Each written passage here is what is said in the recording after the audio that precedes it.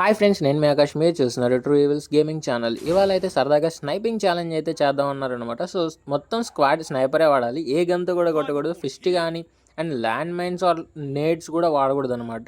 Only స్నైపర్తోనే ఆడాలి. First అయితే sniper దొరకాలి. సో స్నైపర్ కోసం వెతకడంలో చాలా సార్లు చచ్చిపోయామన్నమాట. ఓవరాల్గా 3 మ్యాచ్లు బొక్క అయినాయి. ఇప్పుడు కూడా నాకైతే స్నైపర్ దొరకలేదు. ఎనిమి వచ్చేసాడు, కొట్టేశాడు. సో రివైవ్ అయిన తర్వాత క్రాంతిగడి దగ్గర ఉన్న స్నైపర్స్ అయితే లాక్కుదబ్బాం అండ్ కొంత యామో కూడా కొనుక్కున్నాను. ఇప్పుడైతే డైరెక్ట్ రష్కి అయితే వెళ్దాం అనుకున్నాం, బట్ ఎనిమిస్ చాలా లేట్గా దొరికారు. సో ఇక్కడైతే ఒకటి దొరికాడు, జాడ్గడికి వెళ్ళేసా.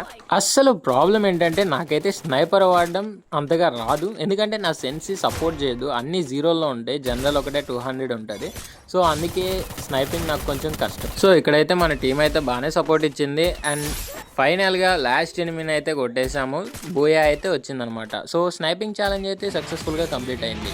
ఇంకేదైనా ఛాలెంజ్ ట్రై చేద్దామా? కామెంట్ చేసి చెప్పండి.